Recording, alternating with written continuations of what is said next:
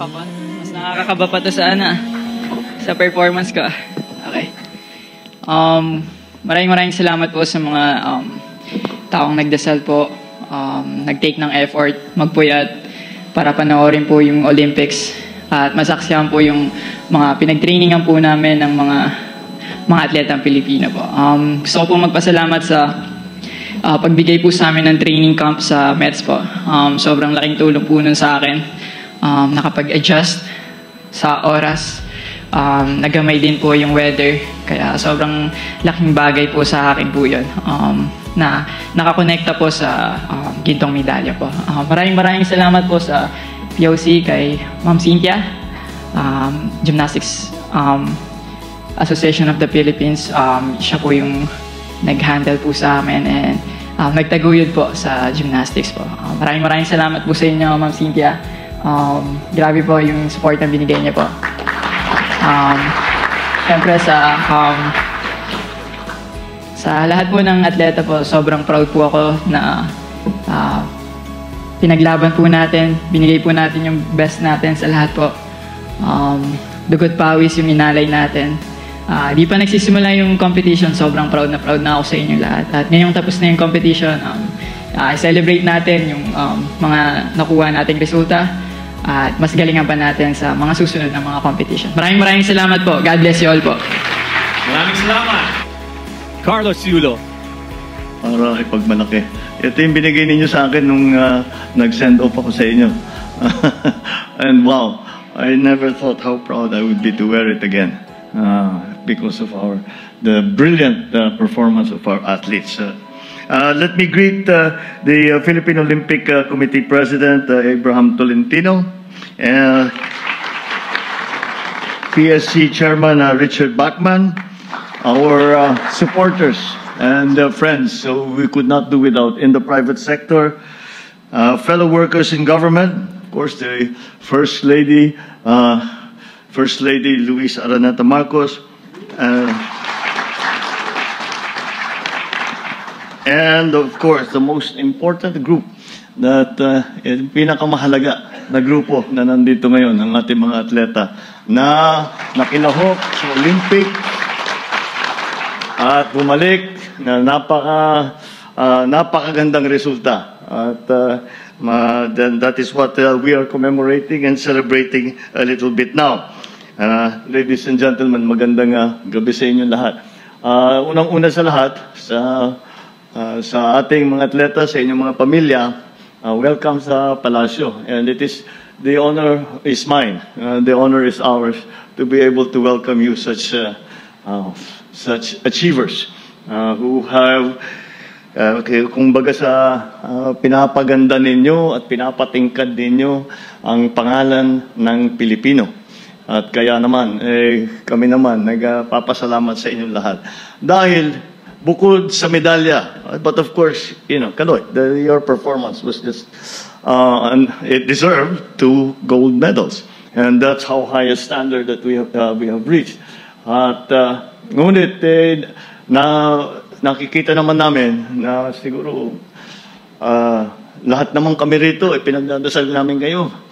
At saka isa lang irereklamo ko sa inyo lahat at napuyat ako ng 2 linggo akong puyat para manood ng sari-saring mga event.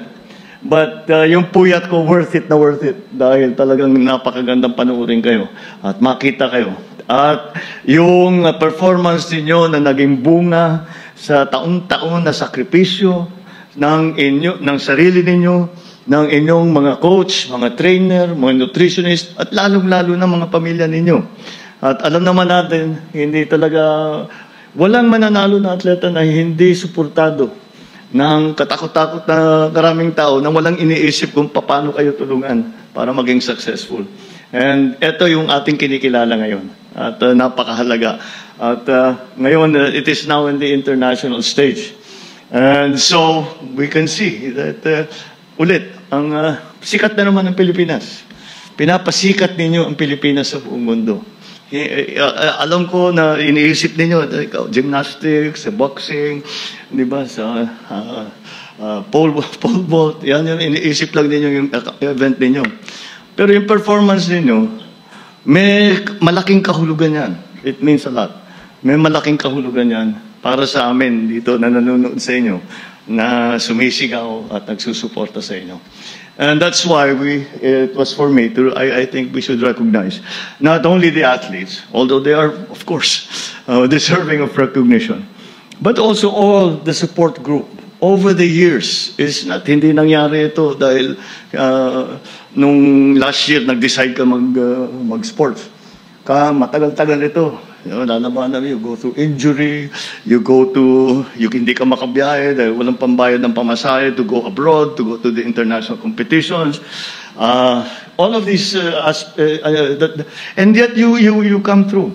And yet you have shown the spirit of the Filipino, the determination of a Filipino, and the excellence of the Filipino spirit. And that's what you have shown for us today. And for that, iniisip ko kanina, nung nangyayari ito, sabi ko, ano kayang pwede nating maitulong sa ating mga atleta, sa ating mga tumulong sa kanila. Habang nanonood ako na news, sabi ko, mayaman na ito si Kaloy. Daming perang binibigay, kung ano ito. Sabi ko, isipin kayo natin, magbigay tayo ng ganito. Meron nang nagbigay, 2 pa. Sabi ko, sige, paano natin gagawin to? So, I said, I thought that what we should do is really recognize all the athletes. Number one, all the athletes. I think any athlete, kahit sinong atleta dito sa Pilipinas o kung saan man lang, na makapag-qualify sa Olympics, mabigat yun. That is an extremely difficult achievement to have managed. So, that's why, tama-tama, nandito si Chairman Alex, maraming pere. So, lahat naman ng atleta natin, bigyan na natin, basta nag-Olympian. Bigyan natin tig 1 milyon. Di ba?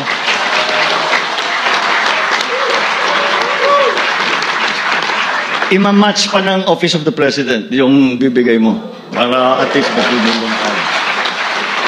Bukod pa ron, dahil sa ating pangingilala sa mga lahat ng tumulong, the coaching staff, bibigyan din natin ng $250,000 para sa kanila. Hihinga ko ng paumanin ninyo dahil maliit lang. At alam ko na yung 1 milyong piso, halimbawa, ay kumpara mo sa inyong sakripisyo. Ikumpara ninyo sa inyong pinagdaanan. Ikumpara ninyo, napakaliit lang. Pero ngayon lang, ito yung gagawin natin. Ngayon, sabi ko nga, marami na tayong ibinibigay na material things. No? What I would like to now do is to ask our athletes, our coaches, all our sports organizations. Imbes na maglalabas kami ng cash, well, if you need more cash, we'll find some more. But I think more importantly, I want to be part of the development of sports in the Philippines. Na iwanan na tayo. If you can consider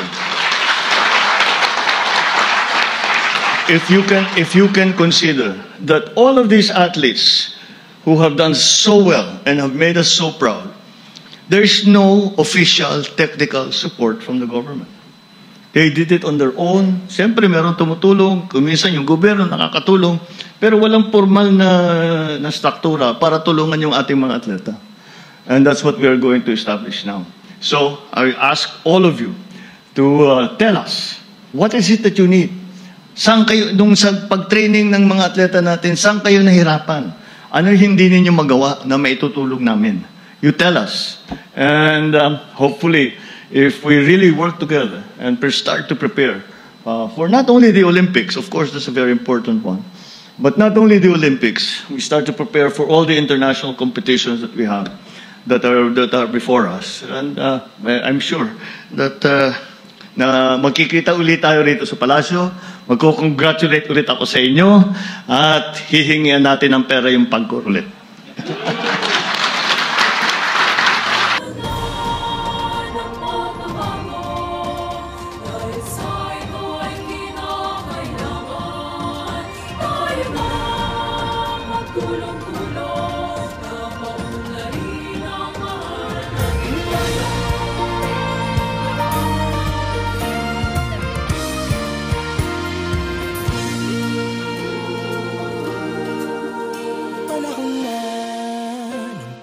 magbago.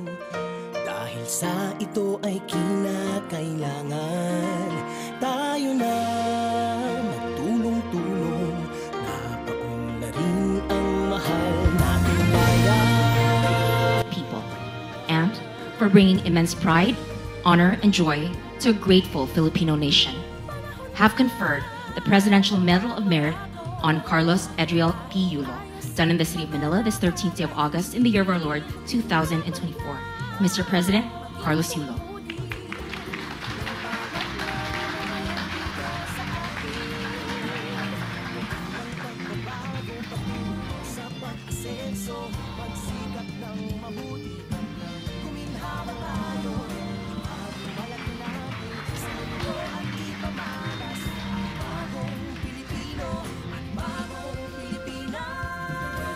Carlos Yulo will also be receiving 20 million pesos from the Office of the President, in addition to incentives under the National Athletes and Coaches Benefits and Incentives Act.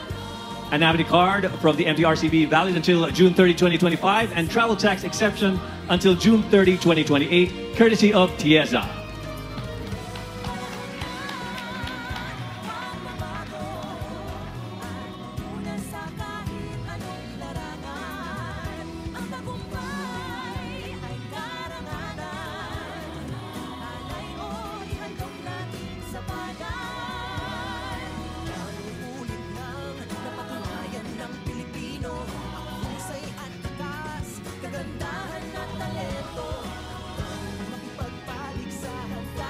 Thank you so much, Mr. President, as well to our presenters.